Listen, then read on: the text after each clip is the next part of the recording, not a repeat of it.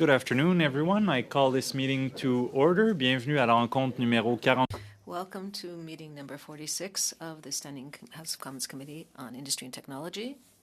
Order 1082 and the motion adopted by the committee on Monday, September 26, 2022. The committee is meeting to study the current state of blockchain technology in Canada. La rencontre d'aujourd'hui se déroule en... Today's meeting is taking place in hybrid format, in keeping with legislation adopted by the House in October 2022. Both virtually and in person from BeatDAP Software Inc., Pouria Assadipour, Chief Technology Officer, Andrew Beatty, Co-Chief Executive Officer, and Morgan Ayduch, Co-Chief Executive Officer as well. From the Canadian Blockchain Consortium, we have Colea Carrington, Executive Director. From Mavnet Systems Inc., we have Patrick Mendich, and correct me if I mispronounce your name, that goes for all witnesses, Chief Executive Officer, so thanks for being here with us in Ottawa. We have from the National Digital Asset Exchange Inc., Tanim Rasool, Chief Operating Officer. And finally, from ShakePay, we have Jean Amiouni, Co-Founder and CEO. Merci à tous d'être présents. On a beaucoup de... Thank you all for your attendance. We have many witnesses. So without any further ado, let us begin with the BeatDAP software for 5 minutes. You have the floor. Thank you. I want to start by saying a sincere thanks to Ben Lobb and the Industry Committee for having us today. Thanks to the members of the committee for the work you do and for taking up this important topic. It's a privilege to address the group and share a little bit about our company, BeatDAP, and the technology we've developed. My name is Morgan Ayduch, and I'm one of the co-founders and co-CEO of BeatDAP. We're a venture-backed, technology-driven auditing and fraud detection company that does some really interesting work with blockchain tech. I'm joined by my two co-founders, Andrew Beatty and Pouria Assadipour today. We directly employ a team of about 20 of the most talented data scientists, product managers, UI UX designers, and engineers that we've ever had the privilege of working with right here in Canada. We've also had the tremendous support of prominent VCs and angel investors here in Canada. And I wanted to quickly acknowledge just off the start, one other partner that we work with, the team at Fasken and Will Shaw, the partner there who leads their startup practice. It's a compliance intensive space, and Will and our team keep us on track, both protected in our IP and also compliant. So there's just some great minds in Canada advising startups, and we're thankful for that. It's also not lost on us that it's been an interesting couple of weeks in the space, but as you'll hear from our remarks today, we operate in a part of the industry that's largely insulated from the tectonic shifts befalling some of the financial sector. I hope we tell you perhaps a slightly different story about blockchain than you've previously heard or may have read in the tech press. At BeatDAP, blockchain is an enabling technology and a core part of our stack for a few functional reasons. But we also want to call attention today to what we don't use blockchain for, because to my mind, there's an emerging class of companies enabled by this technology that are probably not the first that come to mind when you think of businesses in the space. We're among a growing group of companies that leverage blockchain technology for non-financial and non-speculative reasons. We are part of a cohort of businesses that don't have tokens or a Web3 community associated with the business. That said, as part of the ecosystem of Canadian companies creating blockchain IP, we do have a vested interest in the regulatory landscape shaped by the members of this committee and the government. We started BeatDAP in 2018 to transform a fairly niche but important business, auditing the usage of streamed media, starting with music. My co-founder Andrew and I both have experience in music and technology, but neither of us are professional accountants. So the genesis story here is really one of being told about a problem by someone experiencing it firsthand, and then having either the audacity or the naivete to try to solve it ourselves. The problem we set out to solve is this. When music is streamed on any one of the now hundreds of streaming services around the world, the rights holders, think music labels, independent artists, are paid a pro rata share of the subscription and advertising revenue for the period in which those streams occurred. In an industry that generated $25.9 billion in streaming revenue last year, if records are off by basis or whole percentage points, those mistakes may be worth tens and hundreds of millions of dollars in aggregate. With digital distribution, we're now talking about trillions of individual events annually across hundreds of services, with thousands of rights holders each having an audit right over that service for their catalog. And so while audits have always been conducted on the basis of trusting but verifying reporting, the challenge with auditing in the streaming economy is scale. We learned that whenever audits are conducted, discrepancies are always found, many for benign reasons. Scripts break, data normalization processes occur, servers don't sync with accounting. But as we dug more deeply into the problem, we understood that the biggest single driver of discrepancies is actually manipulation of the services themselves, which calls into question what is and is not reportable usage. We think it's safe to say that about 10% of all streams are originated by bots and human click farms seeking to steal royalties or change the perception of the success of an artist. It's a huge discrepancy and one we're confronting head on. So how does blockchain as an enabling technology help solve these problems? When we started BeatDApp in 2018, we spent 18 months quietly developing the underlying algorithms and our proprietary blockchain. Our goal was to develop audit technology that allowed the licensor and licensee to sign off on every individual transaction in near real time. The first thing we knew was that blockchain was going to play a functional role to build trust between partners, but that our software was not a payments layer. It's a reporting tool. So there is no BeatDApp coin, and we don't offer financial utility. We then had to decide if we should build a public or private blockchain. At the time, private blockchains were still considered a marginal innovation, with most investors and early adopters directing their enthusiasm towards public ledgers. Because a primary driver of our business case, though, is transactional throughput, we decided it was better served by a private permission chain with only known validators or participants. Our chain transaction speed is now north of 10 million transactions per second. Finally, as we developed our core technology here in Canada, we also filed a suite of patents around the underlying innovations. To date, we have 11 patents issued, with 9 more pending and expected to be issued in the next 4 to 8 weeks, and 10 filed awaiting adjudication. It's remarkable for a company of our size to have one of the most robust IP portfolios in the blockchain space.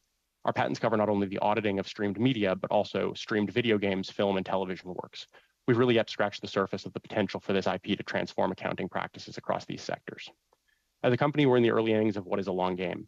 The opportunity to appear before you today is one we sincerely appreciate, and we look forward to answering your questions about our business. We'd be happy to meet with you and answer any additional questions or host you in our Canadian office to see the team in action. As you help Canadian entrepreneurs and Canadian talent grow this industry, create new jobs, and develop IP locally that has global reach, we hope to be part of the ongoing conversation and act as a trusted partner to government. Thank you for your questions, and we look forward to them. Thank you very much. We'll now move to Colea Carrington from the Canadian Blockchain Consortium. Honorable Ministers, thank you for having me here today. My name is Colea Carrington, and I am the Executive Director of the Canadian Blockchain Consortium. The consortium is now the largest and most active industry association in Canada, representing over 70 corporate members that span coast to coast. Our members include some of the largest crypto asset businesses in the world, Canada's biggest and longest running financial institutions, as well as many innovative startups and scale-up companies. I want to share with you 3 real-world examples of how blockchain can improve the lives of everyday Canadians. First is financial inclusion. Sorry to interrupt, Madam Carrington. If it's possible to just lift your microphone a little bit. Sorry, is this better? Yeah, thank you. Sorry, my apologies. So first would be financial inclusion. There are close to 8 million Canadians whom the banking industry considers to be non-prime, meaning they cannot access credit via the larger institutions.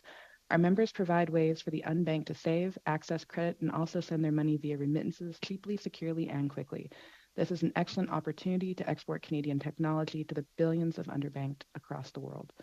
Second would be pharmaceutical provenance. It's estimated that 4 billion incorrectly labeled or fake drugs are administered each year, putting Canadian lives at risk because they are receiving wrong medication or improper doses due to lack of provenance by overseas manufacturers.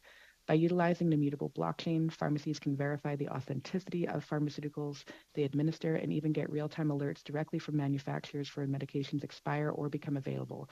Given the recent children's ibuprofen shortage, and also as a single mother, this could have direct impact on my life personally. 3 would be food security. By allowing for public, transparent records in the agriculture industry, we can have the entire value chain of livestock or produce on a tamper-proof blockchain. This improves the provenance of livestock and produce going to market. This can cut food recall times down from days to seconds and improve supply chain efficiency because you can quickly verify what product was contaminated, where it was delivered, and quickly remove the items from stores, saving companies millions in food recalls and improving Canadian food security. But in order to realize the potential more broadly, our members believe that we must collaborate with regulators and government to address key issues that virtual asset service providers, or VASPs, and blockchain technology companies have. I would like to highlight 4 pressing issues around this. First, fair and transparent regulation for crypto assets. Canada needs to clearly delineate which digital assets qualify as securities, derivatives, commodities, data, and currencies. We believe that the development of a digital asset taxonomy is critical to providing much needed clarity for platforms and investors to determine which legislations apply. Despite this, many of our members are already collaborating with regulators to better define consumer protection standards similar to that of current financial risk framework. Second is improvement for combating financial crime and terrorist financing. Many of our members regularly collaborate with law enforcement to identify and respond to criminal activity. Some of our members have actually helped to train law enforcement with respect to blockchain forensic tools, and I'm proud to say that a unit in Calgary is quickly becoming a global leader because of our members. While all VASPs are now considered to be are required, to be registered with FINTRAC and comply with proceeds of Crime, Money Laundering, and Terrorist Financing Act, which also cover virtual currencies, such rules are not yet harmonized across jurisdictions, and this presents a challenge to VASPs that have Canadian and international presence.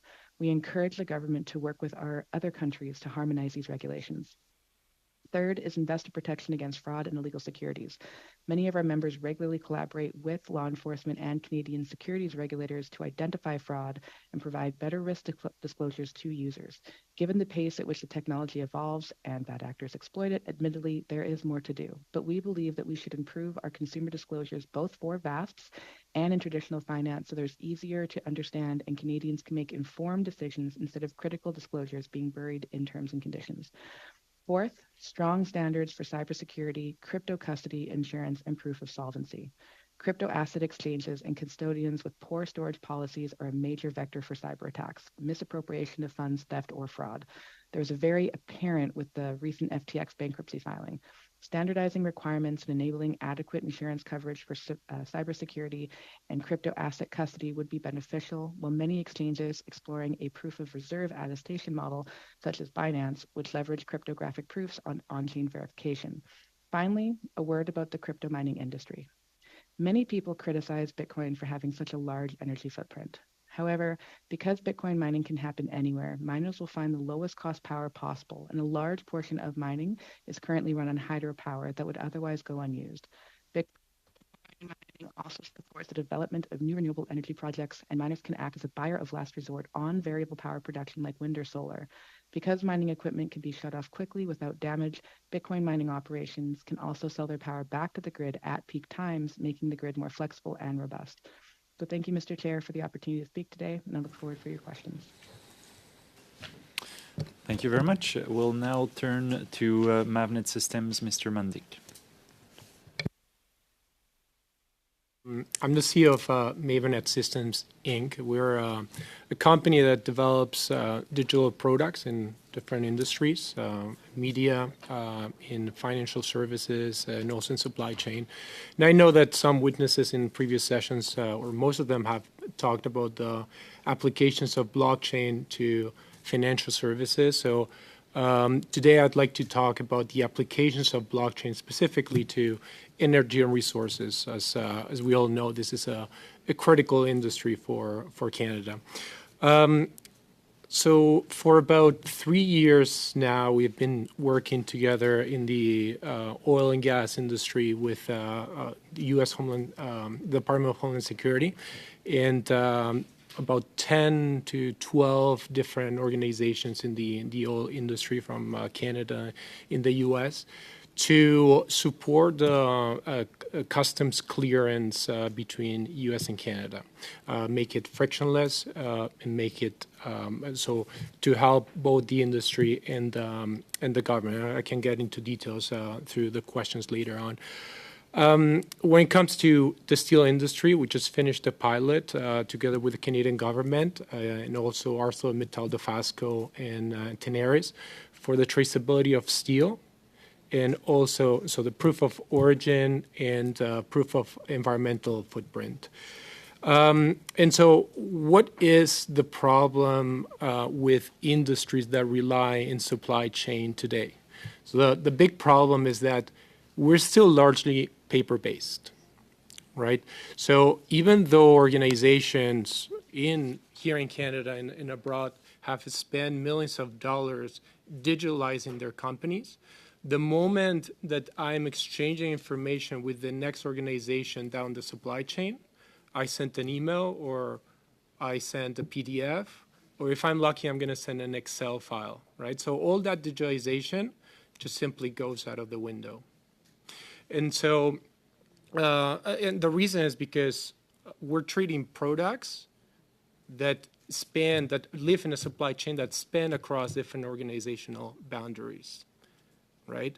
So, essentially, we don't have a way today, a standard way for these organizations to speak the same digital language between each other.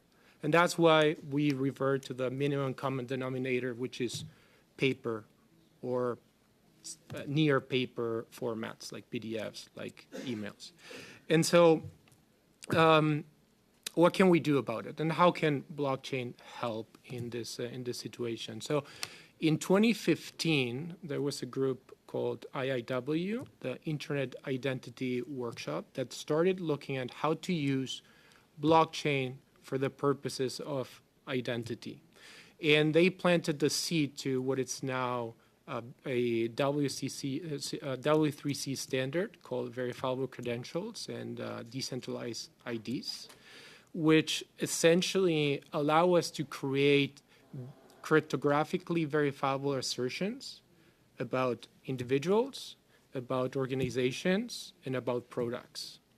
And so an assertion could be, for example, in my ID, what my age is, right? In this case, would be an assertion by the government that issued that document.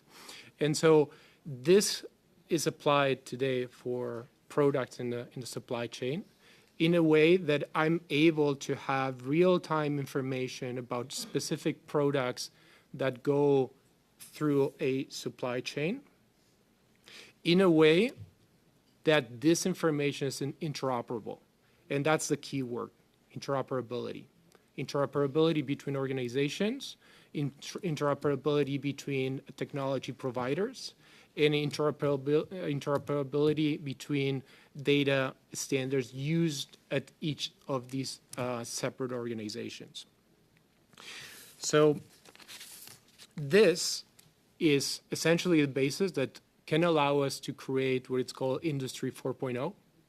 You might have heard about this word, but essentially what it means is allow us to create supply chains that can adapt to shocks, supply chain shocks in real time, the ability to automate contract settlement and payments, the ability to enable automatic trade finance, the ability to identify origin of products and their composition, being able to prove environmental footprint of a product, enable buyers' conscious decisions of what product they're buying. This is where I think that Canada can really benefit by having an ability to differentiate greener gas or a steel of Canadian origin that has incurred a smaller footprint in the environment when it comes to CO2. And we're not alone in this path. There's many organizations and also governments that are using the same type of technologies today. So we have the EPSI, the European Blockchain Service Infrastructure, by the EU, which is essentially creating a single source of truth for transaction for public services across the member countries, also based on verifiable credentials. Also in Europe, we have the European Commission is building the digital product passport, initially for batteries to support the circular economy, and they are also looking to expand this to textiles and other products. China is building their own blockchain for traceability of steel, though we don't know a lot about what they're actually building. We also have, as I mentioned, USCBP and Department of Homeland Security. They're using verifiable credentials for traceability of steel, agriculture, e-commerce, and oil and gas, which is are part of the job as part of their 21st century framework transformation, which is the biggest transformation in customs since 1993. Also, USCIS and TSA is looking at verifiable credentials specifically now for people's identities, passports, and a driver's license, and so on. So my question is, our economy, which has a bigger component of energy and resources and is strategically positioned to benefit from these technologies, will we lead the charge and work with our allies to support standardization and adoption of these technologies in government, in the industry, or will we take a backseat and wait for others to impose these technologies on us when no other option remains? Thank you. Thank you very much. We'll move now to Mr. Rasool from the National Digital Assets Exchange. Hello, everyone. My name is Taneem Rasool, and I'm the Chief Operating Officer and a member of the founding team at Endex. I want to firstly thank this committee for inviting me to speak today and commend everyone for taking the time to learn about this fast-growing and innovative industry. Endex is a leading Canadian crypto asset trading platform that was founded in 2017. Our goal has always been, since day one, to give Canadians a safe, simple, and secure access to crypto assets. We service Canadians in all provinces and territories, and to date have done over $9 billion of trade volume. We have over 40 employees across Canada, and our head office is in Calgary, Alberta. We created Endex to resolve some of the challenges that Canadian investors faced in the space, including how difficult and unsafe it was to purchase crypto assets in the early days. Platforms like Quadriga CX lacked regulation and had poor governance and internal controls. This resulted in Canadian users finding it extremely difficult to get their funds off of these platforms. Endex has always emphasized robust compliance and operational systems. One of our first hires was a chief compliance officer with experience in the IIROC regulated space, who helped create a set of comprehensive policies and procedures that mirrored that of traditional financial companies. Our first milestone was to obtain registration with FINTRAC as a money service business. This allowed us to be the first Canadian crypto asset trading platform to obtain a stable operating bank account with a Crown Corp financial institution. In the first month of our operations, we proactively engaged with our principal regulator to ensure their full understanding of our business model and Endex's offering. I know this committee in the past days have spoken to other Canadian CTPs, so I will be brief on how our platform operates. Canadian residents can buy, sell, deposit, and withdraw several different crypto assets through our website or our mobile app. We do not offer margin or derivative trading, and we do not allow our clients to deposit funds via credit card. We built our platform on the core principles of trust and transparency. Rather than celebrity endorsements or sports arena deals, we felt the best way to build trust with our customers was to complete voluntary third-party attestations. We're the only Canadian-based crypto asset trading platform to obtain their SOC 2 Type 2 certification. This is an audit that focuses and tests on an organization's internal control framework. We have successfully completed IFRS financial statement audits by a reputable and recognized Canadian panel auditor and continue to do that on an annual basis. We also have an audited Form 1 with a Canadian regulator. And for the past 12 months, we have filed monthly financial reports, which includes disclosing our risk-adjusted capital. And we're obligated to disclose to regulators any early warning sign triggers that happen from our working capital. And we must disclose to them within 24 hours of the trigger happening. With everything that's been happening, I just want to reassure members of this committee that Endex would never loan out customer assets. We never use customer assets for our own trading. We operate on a full reserve basis, and we do not operate nor are affiliated with any sort of prop trading. I want to address, FTX, Celsius, and Voyager and the things that have happened. Their poor risk management, their internal control failures, their lack of governance have lost billions of dollars of worth of customer assets, including those in Canada that lost assets on FTX. It's important to note that what happened with FTX draws similar comparisons to that of Quadriga CX, a first mover and a popular Canadian CTP that was founded in 2013 and became insolvent in 2019. The result of this insolvency of Quadriga CX had regulators create a framework that encouraged Canadian CTPs to handle client assets in a more safeguarded manner. This is a clear example how together we can proactively create frameworks to help Canadian investors and protect them. A recent report from the OSC found that 3 of the top 4 platforms used by Canadians are foreign-based. Foreign-based platforms are not like FTX. We're not required to have the same requirements to safeguard customer assets as Canadian-based platforms. We should note that in the United States, FTX created a sub-entity called FTX US. When the parent company, the unregulated parent company of FTX, folded and became insolvent, so did the FTX US sub-entity. This should be an important warning for how Canadian policymakers treat foreign-based platforms as they enter the Canadian market. We're at a pivotal moment in the crypto asset industry, and we've got a chance right now to create smart policy and to protect Canadian investors and encourage innovation for years to come. Thank you for your time, and I'm happy to answer any sort of questions. Thank you very much. We'll now move finally with Mr. Amiouni from ShakePay. And members of the committee for having me today. It's an honor to be here. I'm Jean Muni. I'm the CEO of ShakePay. I'm an engineer graduate from McGill, and I've been in the Bitcoin industry just shy of 10 years, so since 2013. En 2015, j'ai cofondé ShakePay, une entreprise technologique. In 2015, I founded ShakePay, a technology company based in Montreal, employing over 100 people and allowing Canadians to buy, hold, and interact with Bitcoin. We had a mobile app giving Canadians of every age the opportunity to easily buy Bitcoin in just a few minutes. We service over 1 million Canadian customers, and we are exclusive to Canada. The majority of our customers are Canadians between the ages of 25 and 44, and the average account balance in Bitcoin is under $900. Since our inception, we've been strong advocates for building safe, reliable, and easy-to-use products that allow Canadians to adopt this new technology with a trusted, locally grown platform. Proactive approach to regulation, securing a license as a money service business by FINTRAC and Revenu Québec to operate in all Canadian provinces and territories. We are in advanced stages of becoming registered with all provincial security regulators as a restricted dealer, and once that designation is attained, we'll be pursuing IIROC membership. We also invest heavily in building world-class security and finance teams. We take customer protection very seriously at ShakePay. We don't take risks with customer funds. We don't lend out customer funds. We don't do anything with them unless customers instruct us to.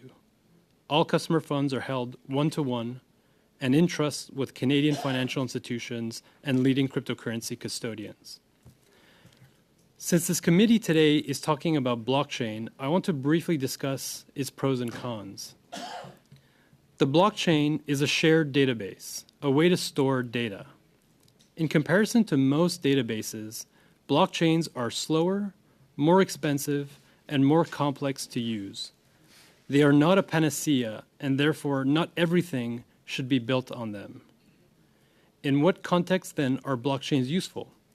Most importantly, they are useful as technology that provides a reliable, secure, and verifiable way for two parties to transfer money without an intermediary.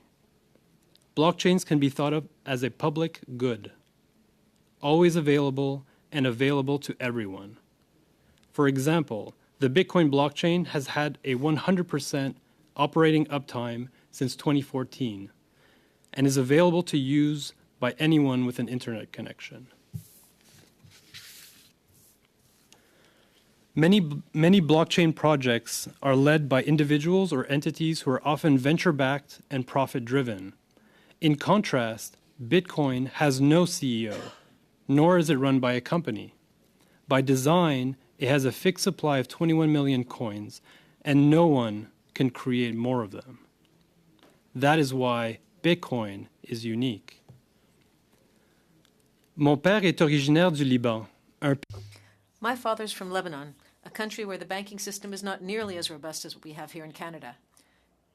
If I send money to Lebanon through banking rails, it would take days to arrive, and the recipient would only be able to access a fraction of what was sent due to the bank's withdrawal limits. With Bitcoin, I can send money directly to them instantly and without any intermediary fees. There are new Canadians who rely on Bitcoin to send money back to their families. For them, it's a cheaper and more reliable way to make sure that money lands in the hands who need it most. Once a Bitcoin is received, it can be used to purchase goods or services directly, or it can be exchanged to another currency like the US dollar. This inclusivity and accessibility is what makes Bitcoin so powerful. It's a public good that exists on the internet and is available for everyone. At the start, any new technology is never well understood, and it takes time for society to experience its benefits. The internet in the 1980s was an incredible innovation, but it took time for it to mature and develop into what it is today.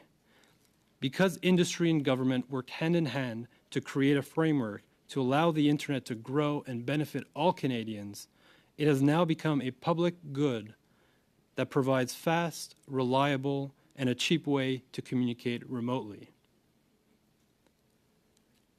Le Bitcoin peut apporter des avantages. Bitcoin can bring about similar results. We need to be pro-innovation and encourage smart regulation so that homegrown companies like ShakePay can continue to innovate and educate Canadians on the benefits of adopting Bitcoin. Canada has an exciting opportunity as a country to be a leader in determining how this technology can shape the future. I look forward to answering your questions. Merci beaucoup, Monsieur Amioni. Thank you very much, Mr. Amuni. So now let's open up the conversation with Mr. Williams for 6 minutes. You have the floor. Thank you very much, Mr. Chair. And thank you to all our witnesses. This is a fascinating subject. I'm happy we're studying this here in committee, and we have a lot to get into. I'm going to start with Mr. Mandique. You did talk about Canada being a leading nation in blockchain, enormous future potential. What are other jurisdictions like the U.S. and the European Union doing which would allow them to usurp Canada's position to be a leader? So, I mean, blockchain is very wide. We're talking about different applications of blockchain. I believe that Canada is a leader in the sense that we started Ethereum, we started a lot of application of blockchain, but when it comes to supply chain, for example, we're laggers, right? So European Union is ahead of us, U.S. is also ahead of us. I think they have already taken the lead in that respect. Thank you, Mr. Hayduke. We talk about the common misconception that blockchains tend to be slow and expensive. I was wondering if you can dispel this misconception and talk about the speeds blockchains are now capable of reaching. Do these speeds make blockchain viable for financial and transaction applications, for instance? It's a great question. I actually want to throw that one to my colleague, Poria, if that's okay, because he is the man behind the speed of our blockchain and can speak pretty eloquently to the potential for speed in other applications. Yes, thank you. So there are blockchains now that can do millions of transactions per second. So this could really handle almost any use case you throw at it. There are three main things that you need to worry about when you are building or designing a blockchain system. There's speed, decentralization, and finally, there is also security. So with something like Bitcoin, you have great security, you have great decentralization, but you have low, like 10 transactions per second speeds. If your use case doesn't matter, doesn't really care if decentralization is a huge thing, if you only need two parties, for example, to look at every single transaction and to validate them, then you could start getting these speeds in the millions or even billions per second. There's a lot of statistics showing how poor the royalties for artists are in streaming platforms and how artists are denied the royalties that they are rightfully owed. Would the application of blockchain in music streaming help correct those scenarios? There's two parts, I think, to that question. First of all, it's getting the counts right, and that's what we're really focused on. And so what we've come to uncover over our last few years working in the space is that a large percentage of misallocated royalties come from people intentionally defrauding streaming platforms, no different than folks used to defraud or continue to products like AdWords or e-commerce sites. If we can rectify that first problem, which is just ensuring that the counts are correct and the royalties are flowing through to the correct rightful end owners, I think that solves a considerable amount of the problem in the music space. The question then is, music copyright is complex. It's sort of a bad analogy, but it's a bit of a bowl of spaghetti. And when you look at who all needs to be paid for every underlying work, master rights holders, composers, the people who write the songs, the lyrics, there's, I think, a potential use case for blockchain as a payment layer, but I don't think we're there yet in sort of any meaningful way because ownership actually is still yet to be determined among a lot of the parties in musical works. And that's sort of determined by the ETFs, that kind of movement as well? The ETF, I'm not sure what the acronym. I think I'm messing up the acronym. When we have ownership of art and music, FRT, not FRT. What's the acronym? Thank you very much. Thank you, Mr. Fillmore. So many acronyms. Yeah, so there are some really interesting companies in the space doing NFTs for musical works. There's a company, not a Canadian company, but a company out of the US, Royal, that's doing this, worth looking at just to see how they've structured it. But one of the important things there is you sort of have to start almost with a new work so that you know ownership is correct at the beginning. And then as you distribute those songs to streaming services and are paid back royalties for having them listened to, they can be divided up and apportioned correctly amongst the underlying owners. It's a lot harder to do retroactively when you think about, I think the last Beyonce album had 99 co-writers on it. Trying to make sure everyone's paid correctly for those royalties is really challenging. Mr. Mandeek, back to you. Before Parliament, we have a bill C27. It's updating Canada's digital privacy protection. And the bill is written to update our laws and technology and business practices of Web 2. And I'm curious if, due to this decentralized nature of Web 3 and blockchain, will C27 be adequate to protect Canadians' digital privacy rights as Web 3 becomes more mainstream over the coming years? So I'm not familiar with the contents of the bill, but what I can tell you from the blockchain perspective is that it's all about what are the best practices that you're using, right? So if you would never put PII, personal identifiable information, on a blockchain, right? So you only use it for cryptographical proofs about that data, right? So in principle, they should, if you use it correctly, there should not be any problems with respect to privacy, right? And you did talk about that de-identification, or when there is data on the blockchain, is it de-identified or is it anonymized? So data on a blockchain is never related to a specific individual or organization. It's essentially, we call it a hash. So it's essentially just a proof, right? So that's really how you should operate. You should never be able to know specifically to what piece of data that proofs belong unless I provide it to you for verification. So, and just last question, Mr. Chair, would this be very secure? That is this the most secure through blockchain that we could have with any other technology that's out there right now? This is the most secure we know right now. Thank you very much. Merci beaucoup. Je passerai la parole maintenant à Monsieur Fillmore pour ça. Thank you. And now, Mr. Fillmore, 6 minutes. And thanks to the witnesses present and virtual for your time and thoughts today. And I thank you, Mr. Amayuni, for your reminder that it's a new technology and that it takes time for the world to come along. Even so, it appears that I'm going to focus on crypto. That there's a credibility and trust challenge that is significant. John Ray, who was the CEO of Enron during its famous and dramatic liquidation, said that in 40 years of his career, he's never seen anything as bad as FTX. And he said, I have never seen such a complete failure of corporate controls and such a complete absence of trustworthy financial information as occurred here.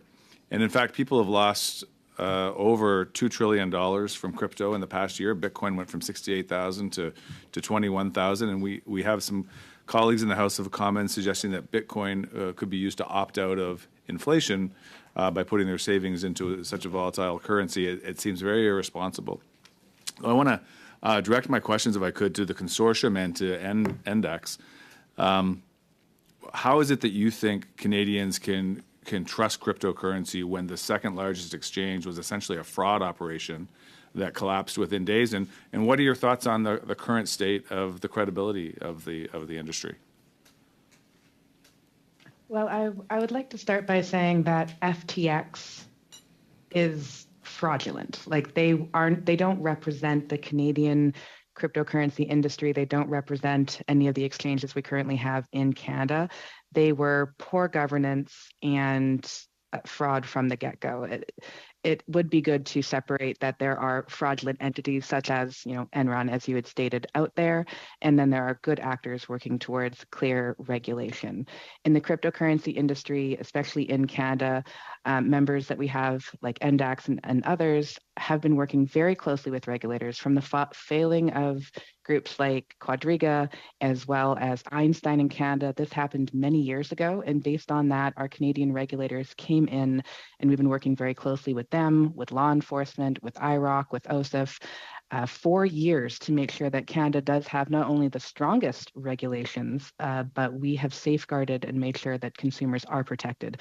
While I cannot speak for other jurisdictions, I would say that Canada's very stringent, strict regulations are somewhat difficult for this industry to be able to navigate. But because we had failings like that happen very early in the Canadian space, it would be extremely unlikely that an incident like FTX could actually happen in Canada again. Okay, Mr. Rasool, and I'm just going to reserve 2 minutes at the end for another question, but Mr. Rasool, please. Yeah, I would echo everything that Kalea said. Because of the Quadriga CX debacle in 2019, regulators were forced to ensure that Canadian cryptocurrency trading platforms had to do, safeguards for client assets, and that's why in my opening statement I had mentioned that we're the only Canadian CTP that has their SOC 2 Type 2 certification, and this is an audit by an accounting firm on an organization's internal control framework and a test on those frameworks. We also have a financial statement audit by a Canadian panel auditor, and we also have to do monthly financial reports and Form 1 reports to IROC, disclosing our risk-adjusted capital and any working capital requirement triggers that happen. Thanks for that. I'm going to switch gears a little bit, and again to the consortium and to Index. What's your sense of I want to talk about the role of government here, and what's your sense of what Estonia has done, which is essentially developing that trust and that credibility from a central government body, like a digital currency backed by the Bank of Canada, for example, as opposed to the kind of decentralized, some might call the Wild West. I know that it's coming together in a more coherent way, but tell me about what's your reaction to that? I would strongly encourage government and regulators' engagement with our industry. I know our industry is very eager to engage with our government for that one. The reason why companies or individuals will go towards decentralized exchanges is based on not being able to access the basic business needs that this industry requires. Banking is difficult for these businesses, and if you can't get access to something as simple as banking to be able to operate, a compliant business, you're more likely to go offshore. We've also seen with companies that feel that it's too difficult to navigate the regulatory environment, they'll go to offshore places like the Bahamas, like FTX did, to more, lax, for a better word, basically lax regulatory jurisdictions where they can operate decentralized exchanges and consumers aren't protected.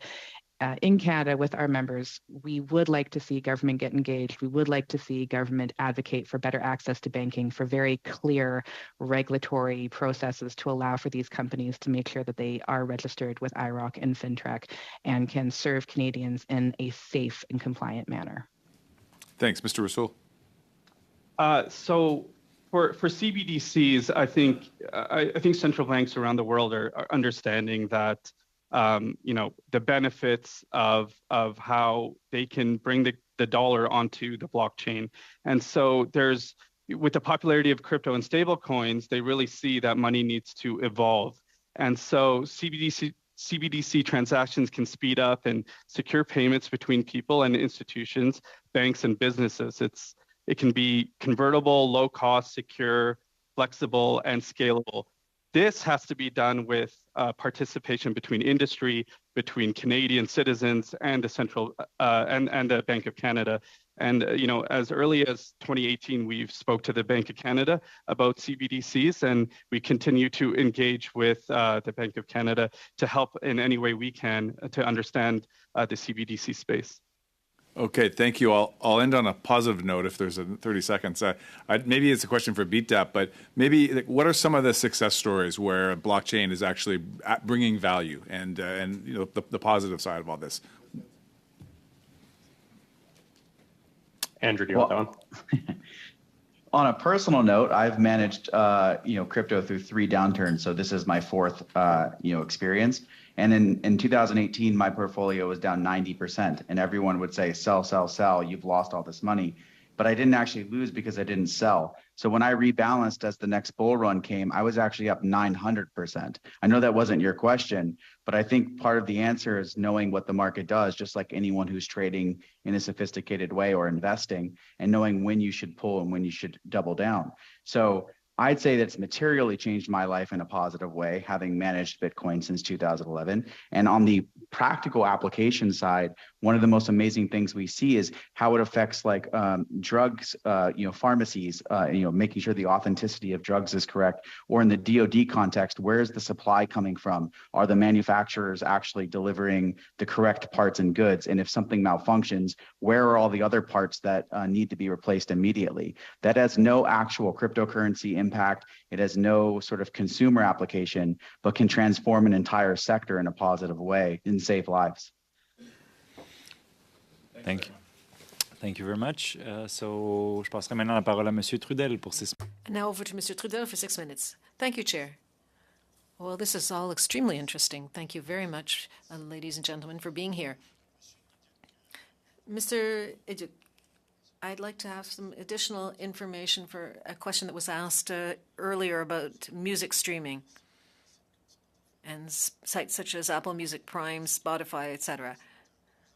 We know that there's a big issue here in trying to have royalties for the work of the artists who are actually making the music, for the lyricists, for the songwriters, and there is some draft legislation, C11, that will look into that. But concretely speaking, how can blockchain technology assist the system so that artists will be able to obtain more royalties, or at least all of the royalties that they're supposed to be getting? Can this technology play a role here? Mr. Idjuk? So from our perspective, the first step is just getting the accounting right and it being correct about adjudicating what is and is not legitimate listening. So I talked in the opening statement about how some percentage and a considerable percentage of streaming activity is subject to manipulation by fraud.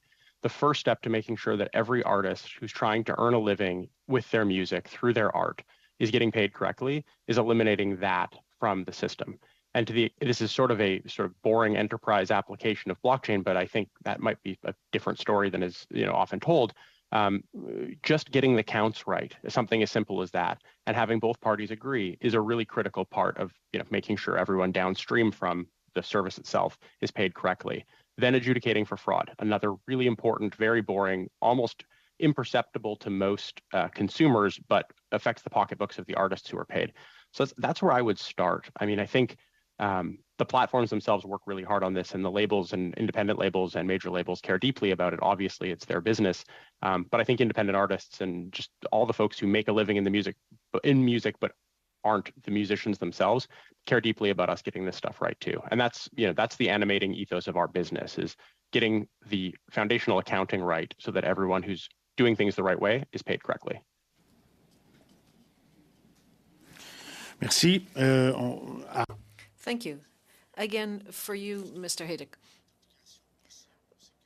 About another potential application, we know that on Twitter and Instagram and Facebook, there's a lot of fraud, and it's a huge problem. Can blockchain, or the kind of technology we're hearing about today, be something that can help do away with the fake accounts and all the kind of fraud that we're seeing? Can that have an impact? Can this help? Can blockchain and other technologies help? That's a great question. It's outside the scope of our business to say if Twitter and Facebook could leverage blockchain technology, but I have heard anecdotally, and I know the plural of anecdote isn't evidence, but I have heard enough anecdotally that I will say it, that there are all kinds of interesting applications of blockchain to ID verification. And so that could be a space where when you're at the account creation point, maybe there's an opportunity to integrate some form of secure ledger technology, underlying the account verification step, ensuring people are using their real names, their proper IDs, things of that nature, so that there are fewer anonymous or accounts that are created specifically for the purpose of engaging in misinformation and the like. Merci, Madame. Thank you. Ms. Carrington, there's something that you didn't mention in your introduction, but on your website, it says that your company develops innovative solutions for clean technology for industries such as aerospace, oil and gas. Concretely speaking, does your company help oil and gas companies to reduce their fossil fuel production? Yes, so the Canadian Blockchain Consortium is my volunteer role. I've been volunteering here since 2016. My day job is designing combustion heating systems. I've partnered with the Edmonton International Airport to design new ground surface heating equipment that reduces their emissions by 72%. I've also partnered with oil and gas companies to develop out environmental heating systems that reduce their carbon dioxide emissions by up to 44%, eliminate their nitrous oxide, and eliminate their carbon monoxide. And I'm currently launching a new product line into the construction industry this winter that's going to dramatically reduce emissions as well. My day job does not coincide with my volunteer role, and we currently do not utilize blockchain within that business. OK, bon. J'avais une... Well, I had a complimentary question, but I guess it doesn't apply based on what you've just said. Now, you said that you're working with aerospace, and we know that the aerospace industry is 3.5% of greenhouse gases in the universe. So I was wondering, are you working on reducing the aerospace emissions? Directly when it comes to heating up an aircraft, yes. Currently, anything above the 49th parallel gets quite cold, and it's very expensive and requires a fair bit of jet fuel as well as diesel fuel to heat an aircraft. Number one reason for heating is to make sure the water lines don't freeze and the pipes don't burst, and secondary consideration, which is also very important, is passenger comfort and safety. So aviation, like aircrafts, are almost as efficient as they can currently get outside of moving over to electric. But in terms of heating up aircrafts, we do dramatically reduce their emissions. Merci, Monsieur Trudel. Thank you, Mr. Cumming. Over to you. Well, thank you. This is all very interesting. I'm new on this committee, so I haven't heard the previous testimony. And blockchain, of course, for an old guy like me, is all brand new. So I'm going to start with Mr. Mandic. You talked about, using blockchain to deal with natural resources tracking and provenance. One example I have at home in British Columbia, I pay extra to Fortis, my energy provider at home, to get renewable natural gas. And I just have to assume that Fortis has enough of that natural gas. Can you explain how blockchain could or should or is being used in that space to reassure me that I'm getting what I'm paying extra for?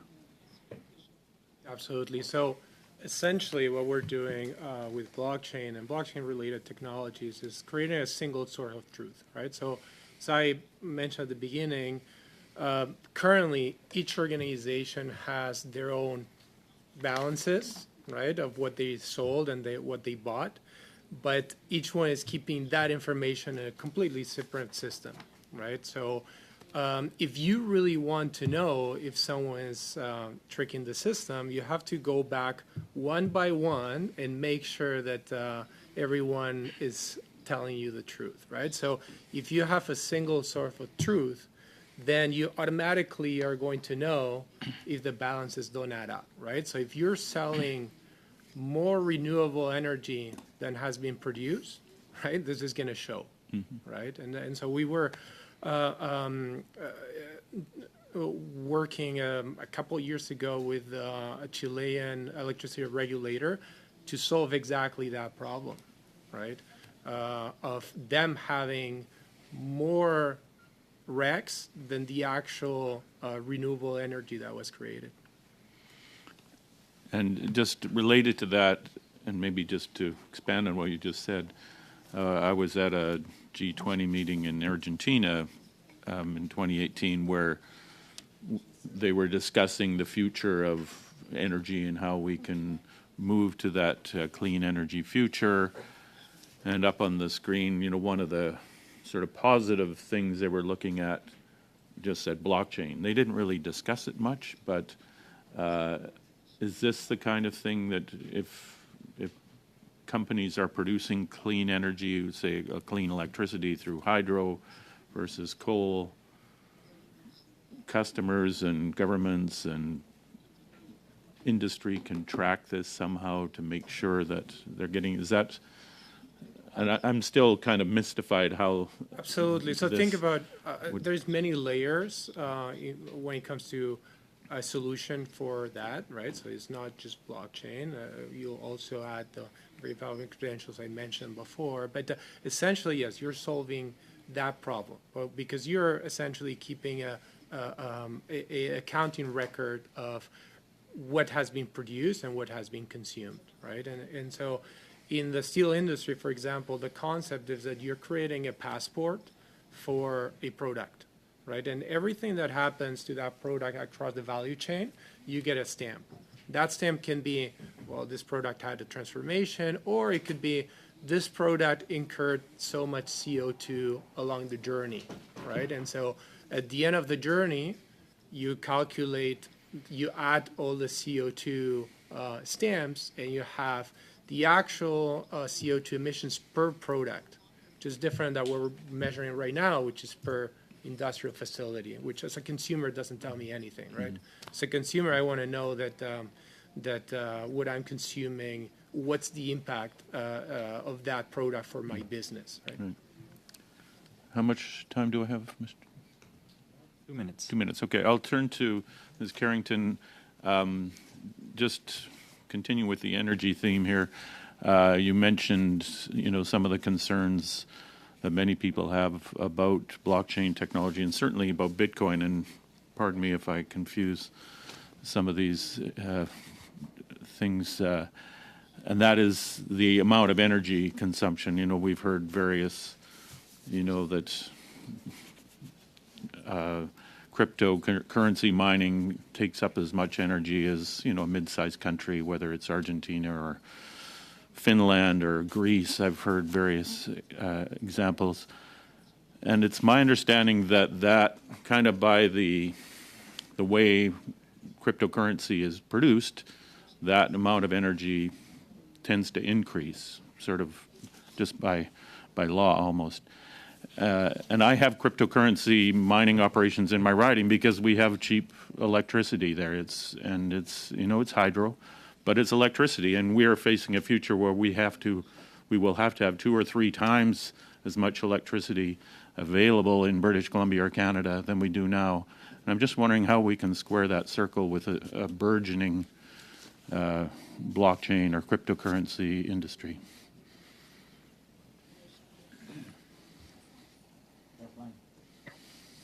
There is energy consumption required for Bitcoin mining.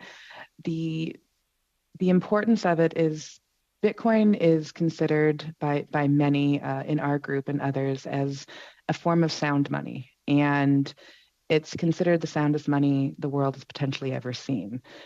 Utilizing the energy to produce Bitcoin, the blockchain there can also be secured or can also be used for multiple other uses, not just for mining cryptocurrency, but people can also timestamp and confirm, validate transactions that are happening on chain.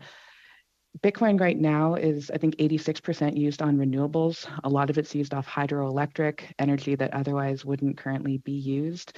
Bitcoin can be used to support load balancing. In Texas right now, they've grown a multi-billion-dollar industry by allowing more miners to be able to have access to the grid, and these miners also participate in what's called demand response. So miners are willing to cut off and reduce the amount of profits that they make to be able to support the grid system. Miners also do innovative things where they'll actually bring in infrastructure. They will build infrastructure and bring in high-speed internet to rural communities. They'll bring in jobs by also building out their mining facility plans. Bitcoin mining, the way that we describe it to governments is kind of like building the infrastructure for the internet. A lot of data centers utilize the similar functions as you would for Bitcoin mining, and as the metaverse is considered to be like a multi-trillion-dollar industry by 2030, and a lot of companies are looking to be able to utilize more electricity, or they want to have like vehicles on more electric vehicles coming out, you're going to have to start developing out the infrastructure for this energy grid. And Bitcoin mining will help bring in not just bring in the infrastructure, bring in the high-speed internet, help to train the different jobs, be able to support the oil and gas industry by being able to utilize their hydrocarbons and produce, build out more generators. The heat that's used off of Bitcoin mining can also be used to support greenhouses as well. So the waste heat off of that can support being able to grow produce. So there is a lot of value for Bitcoin mining to be used. Thank you very much. We will now turn to Mr. Perkins for 6 minutes. Thank you, Mr. Chair, and thank you, witnesses. My first question's for Ms. Kensington too, and it won't be about your day job, which is very impressive and important, but more about your volunteer work. And I will say that I do agree with my friend and colleague, Mr. Fillmore, that Enron was one of the largest failures of the traditional public exchange system in the world, and the auditing system is a fraud of a publicly traded company, not only in our stock exchanges, but also in the exchanges of energy contracts in California, and creating artificial and unnecessary blackouts. And we've got homegrown examples of that too, obviously traded on the Toronto Stock Exchange. The most famous one probably is Bre-X. The investors obviously have to do some homework, but there's always room, unfortunately, for fraud to happen, even in traditionally regulated things. And yesterday we had a vote in the House of Commons on a private member's bill to try and get some coordination between OSFI, Bank of Canada, and the provincial regulators to take a look at creating a framework for moving forward with the industry on improving regulation in Canada. Unfortunately, the government voted against it. And a committee study here of that would have been very important. But so we don't get a chance to do that here. So I'll ask you, what would that coordination do to help? You mentioned 4 areas that we need better regulation on. Do we need better coordination between the federal and the provincial governments on this? Absolutely. We definitely need better coordination. It would have been highly valuable to many members of our organization and to the industry as a whole for a bill like that to have passed, to be able to start having that dialogue. Luckily, that dialogue is currently happening with regulators and industry. We'd like to have government engage in on that. Canada does have an opportunity to be leaders in this space, not just in the financial services side, but as our other party members that were speaking here today said, in the enterprise level blockchain space. The value of having the government collaborate with this industry specifically would be to help engage with regulators and industry to develop out frameworks that are going to not just protect consumers, but to allow for products to get tested on the market in a safe way, to allow for this industry and the innovation within this industry to exponentially expand. This is a multi-trillion-dollar industry, and we would like to be able to see more of these companies be able to export the valuable technology that they're building to other countries in the world. We would like Canada to be seen as a leader. We'd like Canada to announce globally that we should be a hub for this technology and for our virtual asset service providers. We just had our very first one, CoinSquare, be able to be the first IROC regulated or approved company in Canada. That was substantial. From the time of Quadriga to now, our regulators have made amazing advancements and strides, but regulation is not moving at the pace of innovation, and the innovation in this space is moving at an exponential rate. To have government view this as a nonpartisan industry, as a way that we can bring our Liberal as well as our NDP and our Conservative governments together to see that this industry, it does create jobs. We do pay our taxes. We want to support the digital innovation of this country. We have a lot of value to bring, and we have trillions of dollars worth of investment that we could bring into this country if our government shows support for this industry. Thank you very much for that answer. Mr. Russell, and perhaps Mr. Morny, if you could answer second, sort of in order. I think both of you mentioned that you keep 100% of the client money segregated. You don't borrow, you don't invest, you don't do anything with it. We heard earlier testimony this week that I think the current Canadian regulations or OSC regulations various only require 80% to be held. So obviously you think there's a much higher threshold required for that in order to protect investors. So Mr. Rasool and then Mr. Henry, could you comment? Yeah, so I think the 80% that you were speaking of was the other Canadian CTP speaking about the amount of crypto that they actually have to offload to qualified custodians. And right now, legislation in Canada is requiring Canadian CTPs to offload a high percentage of their assets to custodians. And unfortunately, the real only qualified custodians are in the United States. So it adds a little bit of counterparty risk. And, we've seen everything that's happened in the past few years. So what we want to do is ensure that the custody of Canadians' assets stay here in Canada. But at the same time, even though you're custodying it with a qualified custodian, you're still keeping 100% of customer assets safe and segregated away from your own assets, so they cannot be commingled on a daily basis. That you must do segregation reports and ensure that your assets are separate, both in fiat and in crypto, for your customers. And operating, on a full reserve basis, unlike banks where you operate on a fractional reserve basis. Yes, thank you for the question. I mean, I think, like Mr. Rasool said, the 80% attributes to, the amount of cryptocurrency that's held in cold storage. Cold storage is where the private keys allow for the distribution of the Bitcoin. Cold storage means that those keys are stored offline, and it's a more secure way of storing Bitcoin. I'll echo what Mr. Rasool said as well, that in Canada the securities regulators require holding 1-to-1 full reserve basis, which means that for every dollar that's held at ShakePay, $1 is held in a Canadian financial institution. For every Bitcoin that's held as well, it's held 1-to-1 in our custodian. So, do I have any time? If you want for one short question. Okay, short question on the supply chain. I was fascinated by the supply chain issues. I worked 20 years in retail. Supply chain is everything in retail. So I'm assuming there is a huge amount, Mr. Mendick, of applications in various retail environments to make that quicker, more efficient, tracking, product knowledge, safety, all of that beyond the ones you mentioned? Yeah, absolutely.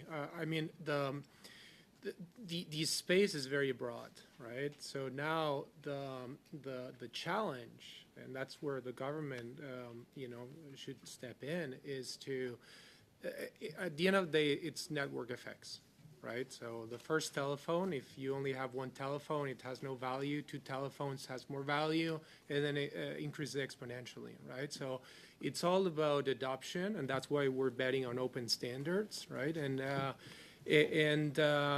the important thing is not the applications that we're seeing as MavenNet, is the applications that we're not seeing, right? So when internet was created, no one was thinking about, Google Maps. They were thinking about websites, right? So this is the same thing. If we have this framework, this foundation, that's when things happen, right? But it needs to be open, it needs to be interoperable, and there needs to be at least a leader, right? So internet was created thanks to DARPA, right? They inspired this adoption, right? They got internet to critical mass, right? That's why we're not operating intranets. That's why we have the internet. Even Bill Gates said we'd only need 256K, right? Merci beaucoup. Je passerai maintenant. Thank you very much. And now over to Mr. Brown for 5 minutes. Thanks to all the witnesses, and I've met with some of the witnesses previously, and I had a very interesting discussion. But before I start, I just want to share with you, Chair, that once in a while I'll go sit down with my accountant and to assess my very limited amount of money RRSP, and he'll ask me to choose my level of tolerance when it comes to risk: low, medium, high. So I just want to do a quick survey to all the witnesses today that how would you categorize cryptocurrency in the current state? And I'm all for better regulation to make sure consumer protection is there. How would you categorize, in terms of risk, cryptocurrency today? Low, medium, or high? Starting with Jean. So very quickly. Thank you for the question, Mr. Chair. I think there's a lot of different cryptocurrencies out there, and I think each of them have just like how I say stock for me is high, and maybe bond is low. That's in that sense. How would you characterize? Correct, and maybe just to further say that within stocks, some companies are, let's say, a bit more risky than others. Okay, let's make it easier for you. Take away Bitcoin. The rest, how would you categorize them? Everything but Bitcoin, I would put high. There you go. And Patrick? Same answer. Morgan? Same answer. Ms. Kerrigan? Sorry, I didn't see your first name there. Everything outside of Bitcoin I would consider high risk. Oh my God, I'm doing advertising for Bitcoin. I can't believe it. And the rest of the panelists, rest of the panelists, please. Same answer. Everything outside Bitcoin is high. And how? Okay, so since everyone agree with that, how would you categorize Bitcoin? Low? You can't say low because the value dropped quite a bit. Sorry, Jean, I won't put you on the spot because I know there's Patrick. How would you? Because you're more on the blockchain. Well, I'm not going to ask you to define. You don't want to make enemies. Okay, fine. Switch gear. So my point is, it is a non-partisan issue, right? It is a non-partisan issue. My point is, when the conservative leader doing his leadership bid advised Canadians to put this investment in cryptocurrency, put their investment into cryptocurrency to protect them from inflation, and he said these inflation are homegrown. It becomes a topic in the parliament of debate, right? So your testimony here on record is very important. And now I think, so let's switch gear to Patrick and to Morgan. I really appreciate your presence today because you talk about other branch application of blockchain other than cryptocurrency, right? And I have to confess, before today, I'm much like Mr. Kenney, I was unclear about the technology itself because the word block and chain, right? So now I have a better understanding. And would you say this technology could be helpful to all the governments around the world in terms of solving the emission issue, climate change, because you can track production from its very original origin? Do you think it's going to be like a huge tool for all the governments around the world? 100%. In order to know what your emissions are, first of all, you need to measure them. And the way we measure them are not by product. We're doing it by industrial facility. So if I'm an organization that's consuming a large amount of products, I have to do a very deep study to find out how much impact I'm having in the environment, right? It costs a lot of money, a lot of time. And I can't be accurate because I'll say, well, buying this pen, it cost me, I incurred so much CO2 in the environment, but I'm using a factor that's global for this pen, and this pen can be either coming from Asia or it could be coming from a local factory, right? With transportation would be different. Exactly. Right? And same thing. In the case was agriculture and same thing, right? So before the government actually sees with regulation legislation blockchain as a very good tool to track emission, therefore combat climate change, there's one question: is what's the incentive for the business or manufacturer or farmers to participate in the blockchain technology? What would that incentive be? So, and this is where I think that we need to be smart about it, right? And where we need to start is starting in Canada, because we know that we have production of steel that it's less than half of CO2 emissions. Now with the new ArcelorMittal factory in Hamilton, probably even more. to adopt blockchain technology? So essentially, you need them to adopt standards that allow them to share carbon. Will pricing on carbon be helpful? Because they'll save a lot of money on that, or cap and trade. Where they can trade their emission capital. It would help. It would certainly. I do think that things like, for example, starting by, driving by example, right? So in our procurement, looking for specific standards, right, and looking for verification that products have a maximum amount of CO2 emissions. That's the conventional, traditional steel manufacturer, that if there is a blockchain technology, which will reduce your emission by 80%, because now you can track, where the emission is coming from, or maybe even 50%. You look, you don't believe that.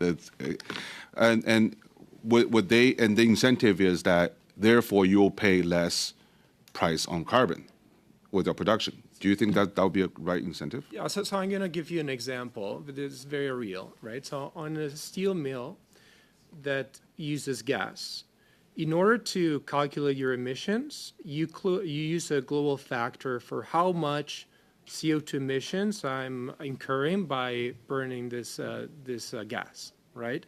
So now, if you're in Canada, you might be using gas that's actually incurring a lot less CO2, right? Because it's greener gas, it's greener well, and now,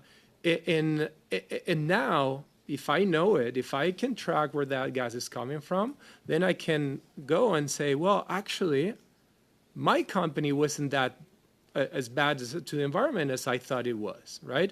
And now I have the door open to maybe sell this product at a premium for organizations that are, environmentally conscious, right? So it's the value chain starts very, very early. Question is still here. I mean, to change the status quo, to change their normal practice right now. Canadian energy sector is one of the cleaner in the world, but to create that incentive for them to do better, because we do have an emission target to hit, right? Yeah. Would you think that blockchain, first of all, is a good tool? Would you think that it will be especially useful in a system that we have today, which is there is a pricing on carbon? Absolutely. Yeah. Absolutely. And you need to measure, right? So that's the only way of doing it. Yeah, makes a lot of sense. Thank you, Chair. Mr. Dong, you're way over time. You conveniently forget to look at me when you start with your line of questions. But before I turn it over to, but it was interesting. Before I turn it over to Mr. Trudel, I'll just play devil's advocate with your question regarding Bitcoin risks, reminding you that a month ago, the Financial Times reported that long-term inflation-linked gilts in the UK had lost more value than Bitcoin on a yearly basis, which they couldn't even believe they were writing this. So sometimes risks is where we don't expect it to be. So, Monsieur Trudel, I'll turn it over to you. Merci, Monsieur le Président. Bon. Thank you very much, Chair. Well, this whole exchange between the two of you was very interesting. So there seems to be a unanimous sense that this is a high-risk industry. And since the second session, I'm not really sure about what I'm hearing, but I do see some positive aspects. I'd like to begin with Mr. Ameuni, because it's my pleasure to hear you speak French. So what can we do? How can we better inform the public? What message could we send today about the positive aspects? How could we trust this industry? There's a lot of fear. There was fraud. FTX didn't help things. There was a lot of misinformation in the media. What can we do today? How could you sell your industry? What message could you send? I hear you saying that to you, it's the Google of tomorrow. And everybody knows it's absolutely compulsory. This is where we have to go. But what are the strengths? What are the things that we can hook onto to say, okay, we can trust the industry. It's important. It's the future. Thank you for the question. Chair, there are a lot of things that Canadian platforms are doing to assure Canadians that the services such as ShakePay and other platforms of people on this call are very different from platforms outside of Canada. So as we said a bit earlier today, well, what makes them different? What are they doing better in Canada?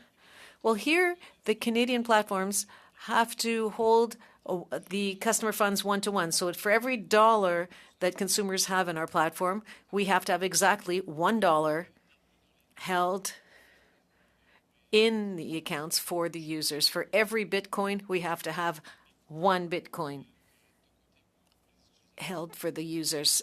So the situation that you're seeing outside Canada with FTX, etc.,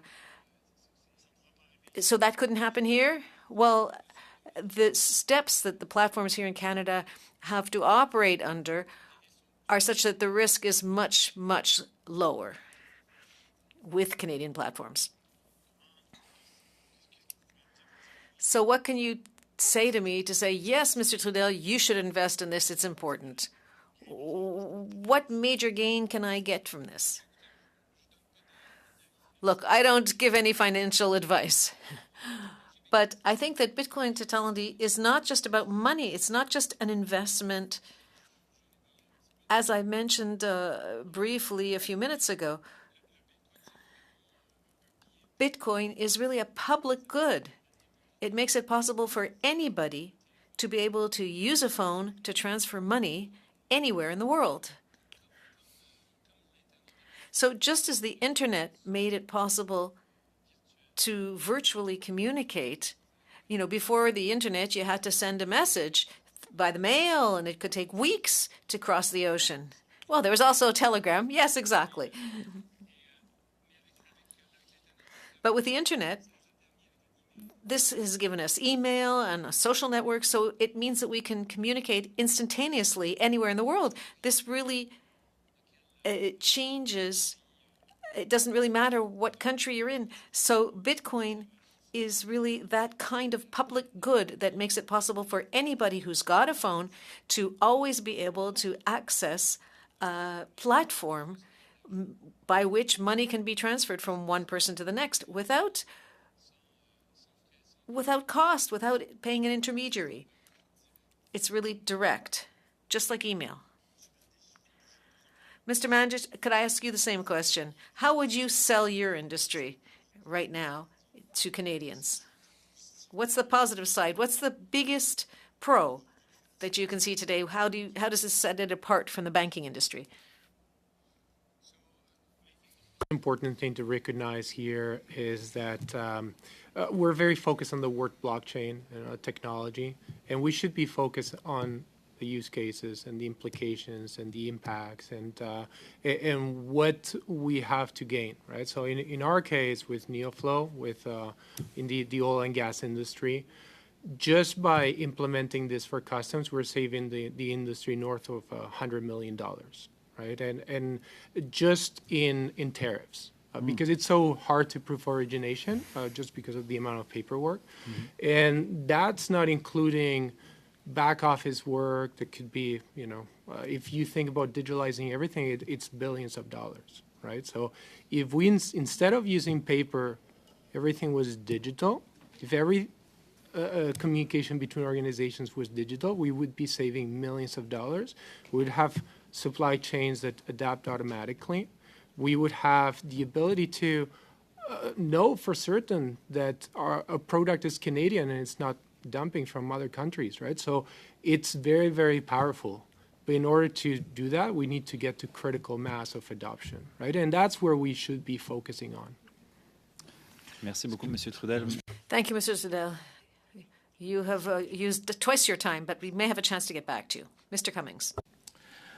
Thank you. And I'm going to continue with Mr. Mandic just because I'm interested in this whole supply chain aspect. But I'm also still concerned about the energy costs of a blockchain, at least from what I heard from cryptocurrency. And so, again, it's my understanding that when you're mining Bitcoin, that every new Bitcoin that is produced costs more energy, takes more computational time. Just, is this the same for the verifiable credentials you're talking about? I mean, do they have an energy cost associated with them as well? So everything in life has an energy cost, right? So everything we do, building this table has an energy cost. It's all about thinking about, well, is this cost worth what I'm doing or not, right? So in terms of verifiable credentials, the cost is many orders of magnitude lower than it would be with Bitcoin, for example, because most of the work is not happening in the blockchain itself, right? So I guess, this is, I mean, I'm glad to hear that. And so because you've described a system that sounds like it would be very, very beneficial for industry and commerce and trade, and you talk about, reaching that critical mass. And I guess my question in my mind, because I know nothing about this, is what would we'd save money, but what would the energy cost be if we reached that critical mass and our whole economy was running on this? Would it be a very minor lower addition? than it is today? Okay, well that makes me feel good. It's all about it's a business case, right? So you're going to have some increments in energy utilization, and you're going to have some savings. We're going to be better off with completely digital technology than we're today. Okay, and that's okay. I feel a lot better about that. Now I just need to try to understand how this tracking of the whole value chain happens. I think Ms. Carrington mentioned, pharmacies and drugs, and you're talking about, clean steel or green steel or greener steel. How would someone in a retail store be able to look at a bottle of, cold medicine or something that had to be recalled and know through blockchain technology quickly and truthfully where it came from, what path it went through? How does, just try to explain to me how that works. Very simply put, the key is to have a universal identifier for a product, right? And which is what we don't have today. Each company has their database, and they have an identifier for their product in their database, but you don't have a universal identifier for an individual product, not product type, an individual product, right?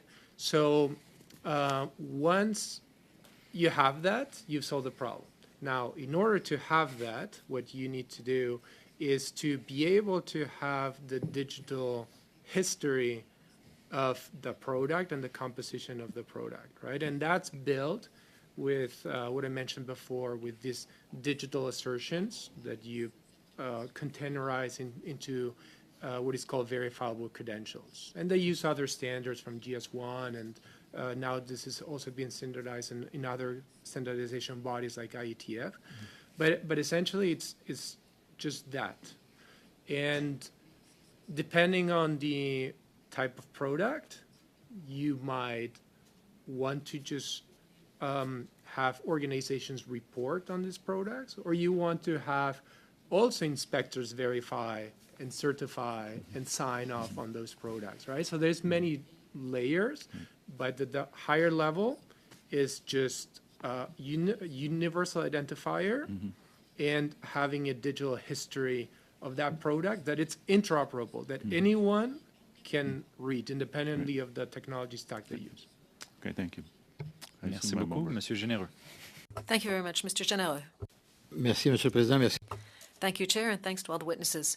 Since we're having a public hearing here, without showing any partisanship, I'd like to say that I have a party leader who's in the House and also outside the House, have had such low interest rates for so long that you could borrow as much money as you wanted. And now today, we've moved from 0.5% to over 4% in interest in Canada. So the debt has doubled and interest rates doubled too.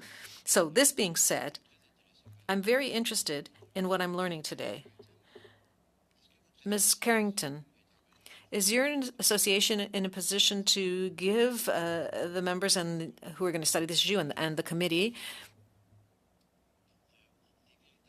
the true, well, maybe not the true, but the most salient points that should be in any potential legislation in Canada with respect to blockchain?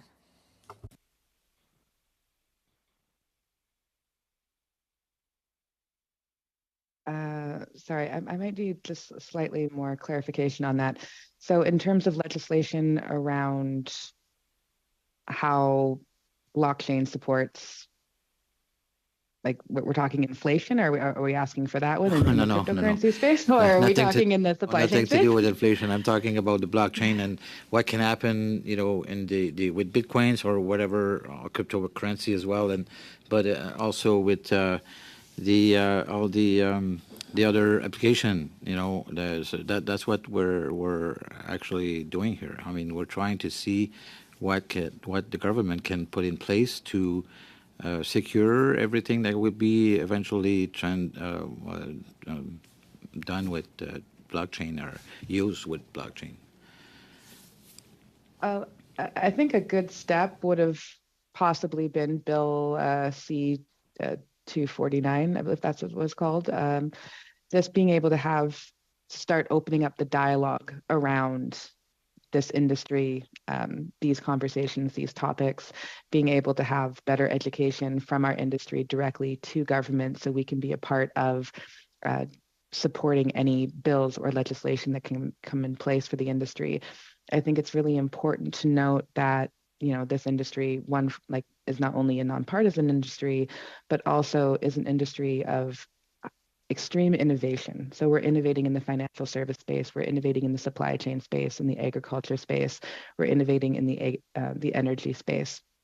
There's a lot of, and it's difficult for me to specifically state any legislation that would be able to go in terms of supporting it, because between the enterprise side, the cryptocurrency mining side, the decentralized finance, fintech side, I wouldn't be able to state anything in particular without knowing exactly what industry you'd like to focus on. But I would just say that the industry can bring trillions of dollars worth of value into the Canadian ecosystem, create a lot of jobs, create a lot of value in GDP, create a lot of technology exports going to other countries. Est-ce que l'ensemble de vos membres actuellement...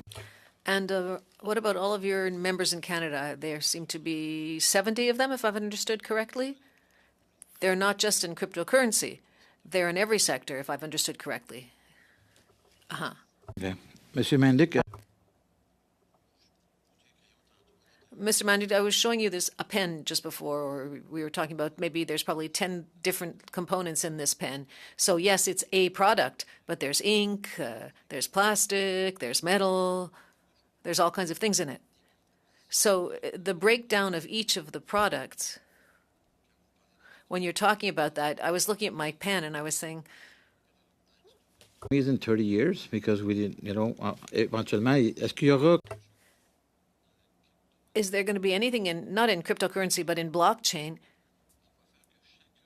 that will make every element on the planet identifiable with a code?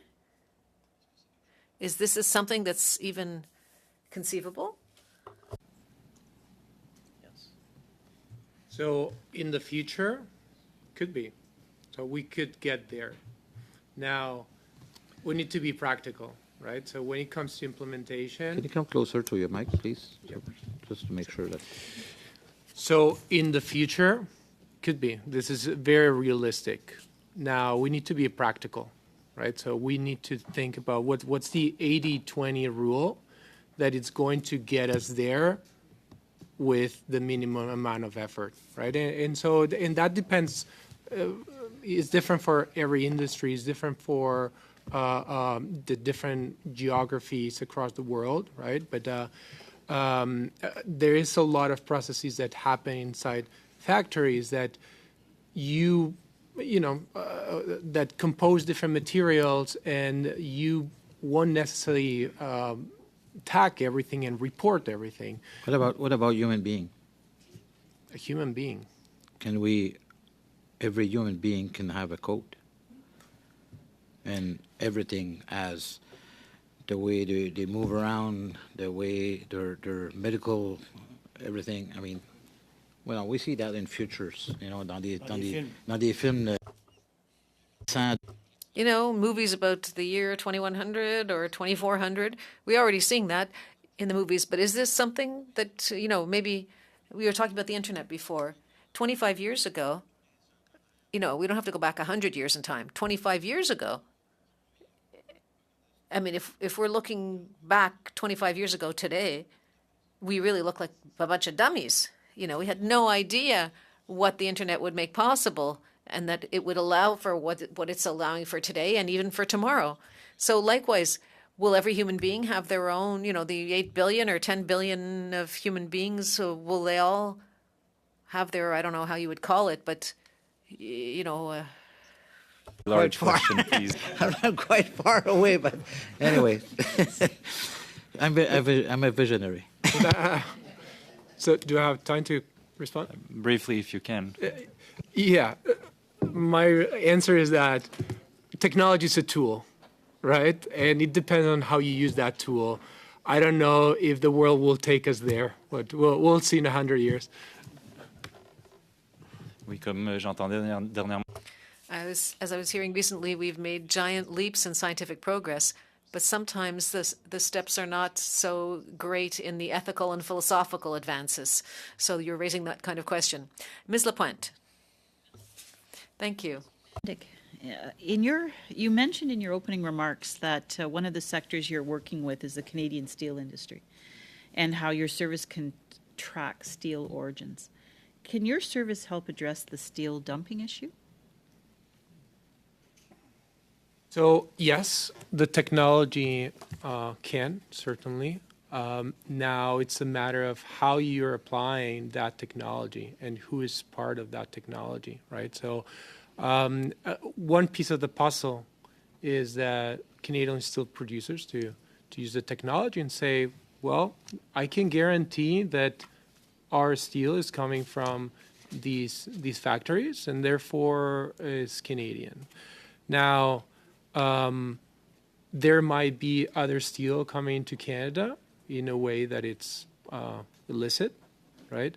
And so that's where it would be interesting to have CBSA follow the path of CBP, right? And use the same type of technology to get other industries outside of Canada to also have to report on the origins of their products, right? So the technology is there. It's about how you use it, right? And that goes well beyond the work that we do as a technology organization. Thank you. My next question is for Ms. Carrington.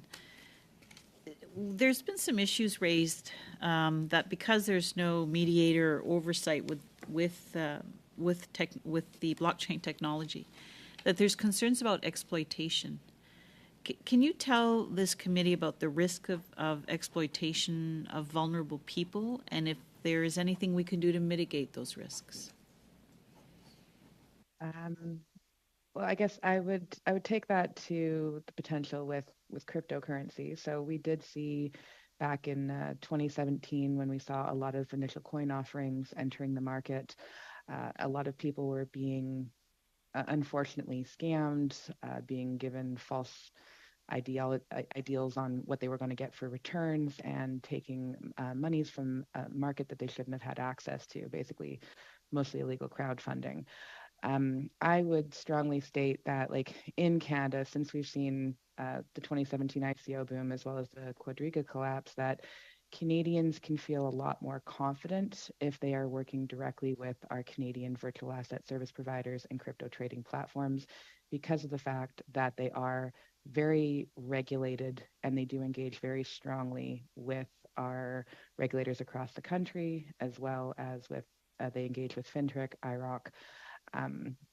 It would be very unlikely to see initial coin offerings continuing to come out of Canada.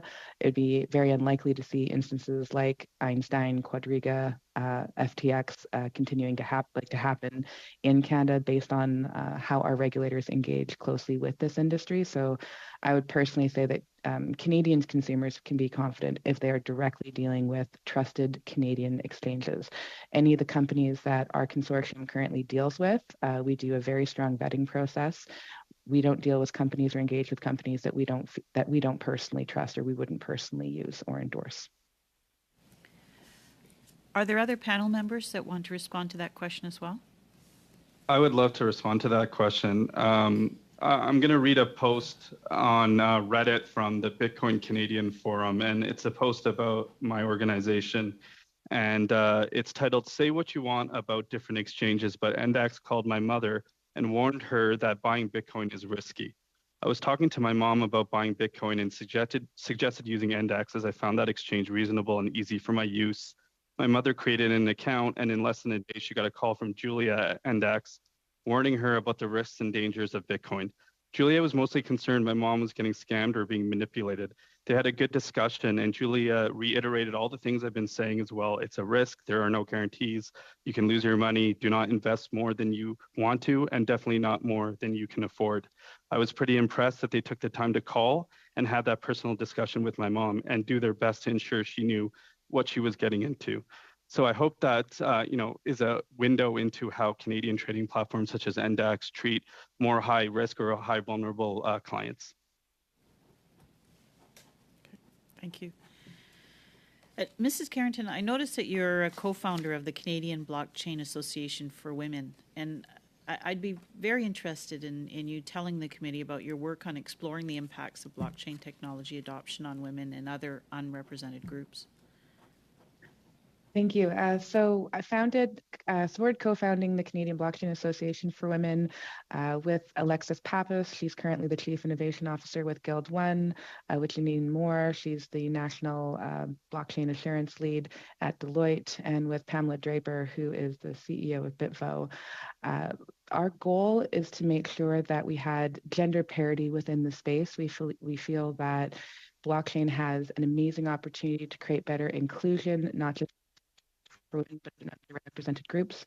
I believe it was one of our federal ministers who believed that we could actually open up billions of dollars in GDP if we could create gender parity in the workspace. The things that our organization has done is produced a lot of webinars, events trying to encourage women to not just explore the space, but we've also done fundraising to develop out bursary programs to help women get educational training within the space, get networking opportunities with organizations so that they can explore the potential. So our group is fairly active. We're currently merging with the Canadian Blockchain Consortium through an inclusion committee. We're bringing on about 20 members of diversified underrepresented groups within our inclusion committee and being able to put the full resources of our consortium behind that to develop out even more educational programs. We have a lead for this committee that's her name is Melissa Smith. She's a partner with BLG, who's going to be chairing this to make sure that we host even more events, support even greater fundraising to make sure that women in underrepresented groups get the educational training that they need so they don't get left behind in this new wave of technology coming forward. Merci beaucoup. Merci, Madame Lapointe. Monsieur Drushin. Thank you very much, Madame Lapointe. Mr. Drushin. Thank you very much, Mr. Chair, and I'm really happy to be back here at Industry Committee. I think the people that I recognize the most are the clerks and the analysts, and but certainly it's nice to be able to discuss this. In the meantime, I've been on environment and natural resources and international trade, and I think some of the discussions that we have here certainly tie into that which we've been looking at. And I noticed in one of the analysis that we had been given, talking about the for Mavinet digital passport for a barrel of oil, indicates where it comes from and all of that type of thing. And I think that's so critical when we talk about where do these things originate. What is the final use of that barrel? And when that product is used, where do those molecules go? Because I think that's the whole thing that we're trying to analyze here, and I think it's important. But the point that I had kind of wanted to delve into. There's the environmental impacts, there's human rights, and just taking a look at energy. All of these sorts of things are great. We talk about how we can then sell our product. So if people would appreciate that which we do, that we could then sell our product around the world, and people will see how we manage the environment, how we deal with greenhouse gases, all of the achievements that we have, we'd have something to sell. But once they get mixed into the big pot of where all the oil is, how do we know that our oil is contributing that which we wish it to? So if you're taking oil out of some African country and you're mixing that in, how are you ever going to get them to commit to a participation in this particular type of project? So perhaps, Mr. Mandic, if you could talk about that, because we can say what we want about what we have and where we're going to sell it, but if the rest of the world sits back and say, well, we're not going to do that, we don't want to commit ourselves, so how are we going to make that work for us? So I think there's a couple layers to the answer that question. So first of all, as you said, right, so there's a differentiator of saying we're doing it, and therefore if you appreciate it, then you rather buy a product that you know than a product you don't know, right? So that's we're just with that we're already better off, right? The second layer is that we're not the only ones, we're not the first ones, right? So the EU is putting together the digital product passport as well. CBP starting to create that digital platform for you to report automatically. So we're not the only one. So the key here is that if we have enough critical mass, first within Canada, then USMCA, and then with our allies, right? Then all the rest will start to be forced to use the system, right? If they want to participate, right? And so that's the journey, right? It's not tomorrow. We're starting small, but that's the journey. Well, we say that, and in Canada we do some amazing things, and we can all go through the lists of how the products that we have and the things that we're going to sell around the world are great, but we somehow seem to demonize that. And so we're always fighting that. There's always this political to and fro, and people are saying, well, environmentally we want to make sure we ensure this. Well, so you go buy stuff from someplace else that doesn't care, But and so that's the point that I'm getting at. And we take a look at authoritarian governments. That it does not help in human rights. They're protecting their oil and gas industries that are then being sold off before any of that money is ever shared with their countrymen. So these are the sorts of things we do. And I'm just asking about how do we ever get to that change that stage where that blockchain becomes a benefit?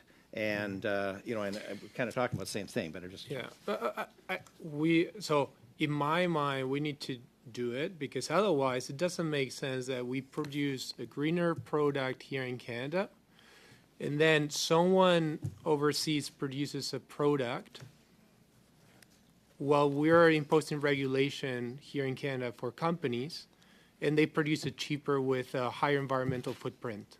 Right. So we need harmonization of those CO2 emissions. And with that same thing, eventually our companies are going to go someplace else because they can't make it here. And everyone's looking at a pen, but just looking at the phone. You look at battery production, all of the other things that are associated with this.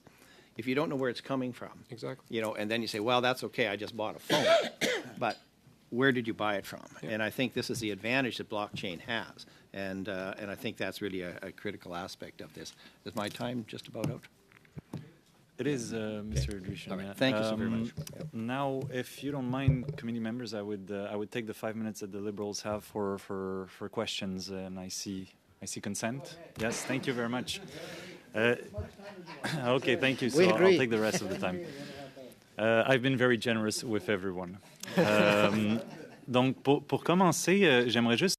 So to begin, I would like to offer our witnesses the possibility of sending us written recommendations if you have any for the committee, because what we're trying to determine is what specific recommendations could support growth in your sector and support innovation while protecting consumers. So if you have any suggestions that are fairly specific, would you please send them into the committee through the clerk?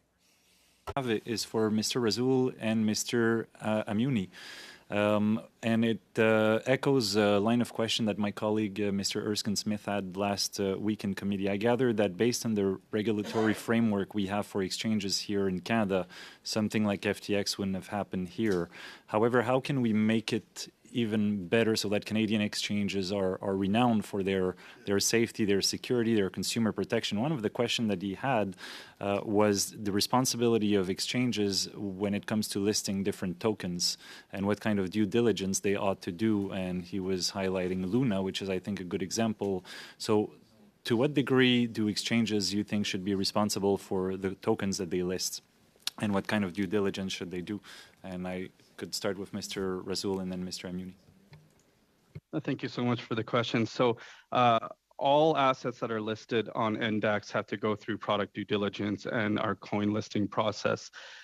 With Luna, Luna was a difficult token to see what happened with it. And at one point, it was really one of the most popular tokens across the globe.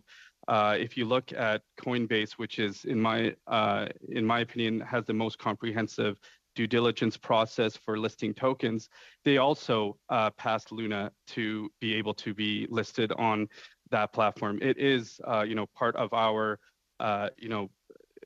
responsibility to ensure that tokens that are listed on our platform are vetted enough that we're comfortable having them on the platform. As far as the Luna debacle, it was really tied to the UST stablecoin, the sister token of Luna.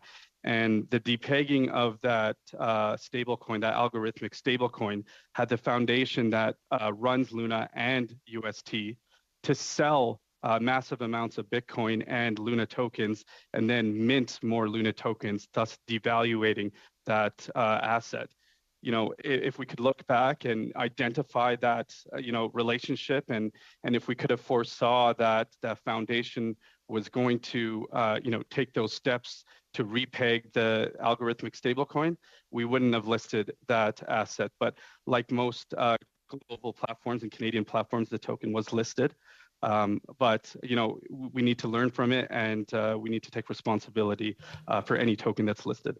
Thank you, Mr. Rasool. Mr. Amiouni. Chair, I think when I guess at ShakePay we never listed any of these cryptocurrencies. I think we've taken a more conservative approach as to what is listed on the platform. I think there's maybe different ways to look at cryptocurrencies, and I think we talked a little bit about some of the use cases here today. I think in some way, Bitcoin stands somewhat on its own in the product that it offers and the service that it offers to the worldwide community. And so, I think it very much depends on the exchange and what it is that exchange is trying to do. I certainly think at ShakePay, our mission is to get Bitcoin into the hands of as many Canadians as possible, and hopefully we'll be able to do that. Thank you, Mr. Amiouni. That allows me to segue beautifully into my next question. But just before I do so if you have any, and I'm thinking of Mr. Rasool, but if you have any insights in terms of how we could make it so that due diligence is better, that tokens that are listed are legitimate projects going forward, please feel free to communicate that, and that goes for the other witnesses. Now, my last question is more open-ended and more philosophical in a certain way. When you look at the white paper by Satoshi Nakamoto in 2008, clearly it was a reaction to the 2008 financial crisis and the greed and the excesses in the traditional financial sector, and then the government's bailing out large institutions. And to me, looking at where it originated and looking at, for instance, the cyberpunks threads and chats on this, looking at how Bitcoin was used to fund WikiLeaks, how Anonymous used it, how Occupy Wall Street to some extent used it in other ways. 10 years ago, I would have thought that the left would be all over this. But it turned out to be quite different. And Mr. Amiouni, you mentioned the case of Lebanon. I think it's a fascinating example where they have a currency that's lost, I believe, up to 95% of its value, where banks have prevented withdrawals in many instances. A lot of young Lebanese have turned to digital assets and Bitcoins and others. So I'd just like to understand from your perspective, because as a progressive 10 years ago, I would have told you the left would be on this like completely on this technology and would have embraced it. But now we see this big divide between where it's gotten really partisan and more associated to the libertarian right. So my question for you, and I'd like anyone who wants to chime in to go ahead, what would be your message to progressives when it comes to this technology? How do you see it as being potentially useful, for instance, to bank the unbanked? We know there are 2 billion people in the world who don't have access to financial services. How can this be used? You know, I see Bitcoin as, like I said in my opening statement, I see Bitcoin as this public good in the sense that it is accessible to everyone and it is always available, which means that anyone at any point in time would be able to access this network. And very much like the internet today, where, it is essentially a public good.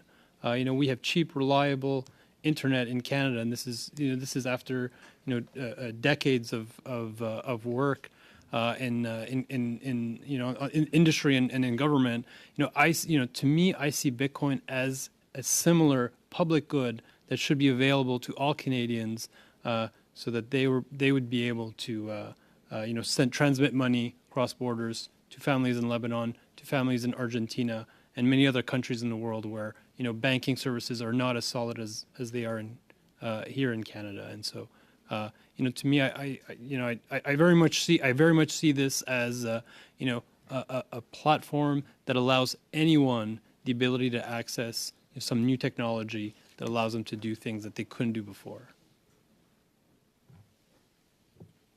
I'd also like to say that outside of the cryptocurrency side, the underlying blockchain, which was mentioned a little briefly earlier, is the best way to think about it is like a database, like an Excel, but one that you can trust.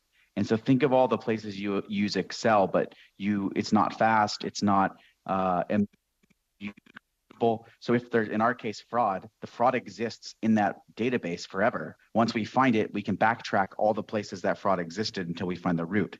And so from that context, if you think about blockchain as a database, and not just as a cryptocurrency, what are all the amazing database applications that this underlying technology can be used for? Driver's licenses, houses that, for the deeds, wills. There's so many amazing places that a fast database that's immutable, where maybe there isn't trust, that now you don't need to trust the other partner to participate, that this can be used. So I think if you separate cryptocurrency from blockchain, there's some really powerful opportunities here to leverage the underlying technology and really, progress Canadians and the technology of blockchain further. I would like to add to Andrew's point there. There was a country in Africa, and they ended up doing land titles on blockchain. Their current speed at doing it was maybe 50 that they were able to produce per year.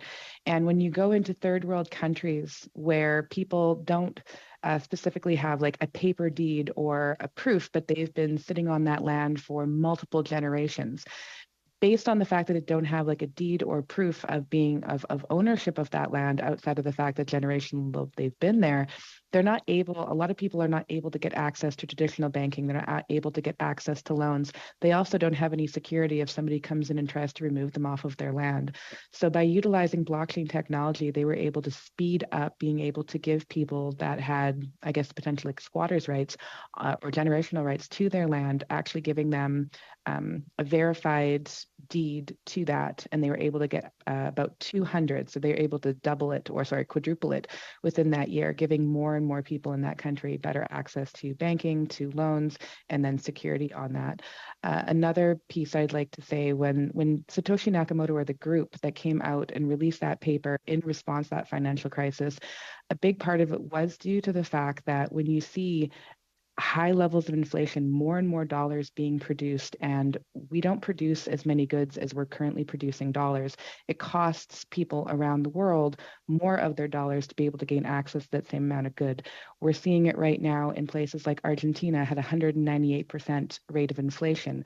People in Argentina are now scrambling to get access to Bitcoin because even due to its volatility, it still is a scarce asset. There's only 21 million of these Bitcoins, and the value of them does continue to increase over a long period of time. It's not exactly a get rich quick scheme, but people there are starting to put the money that they're able to into Bitcoin because for them it is that hedge against inflation when their governments are producing such rampant amounts of their currency. It does also help to give people access that are currently unbanked. The reason why El Salvador was able to pick it up, 60% of their population currently didn't have banking. You now had family members in Canada that were able to, just through an app on their phone, be able to send remittance payments that they could easily get access to any time of day and be able to buy goods that they needed, food, medical supplies, anything like that. So it is definitely for social good. Thank you. And without going through MoneyGram or Western Union, which is certainly positive for them, I would say. C'est tout le temps qu'on avait. Merci de m'avoir. That's all the time we had. Thank you for letting me have the double time allotment of my 5 minutes, and thanks to all witnesses for being available to us this afternoon. Thank you to the interpreters, to our analysts, the clerk, and support staff. And on this note, the meeting stands adjourned. Thank you.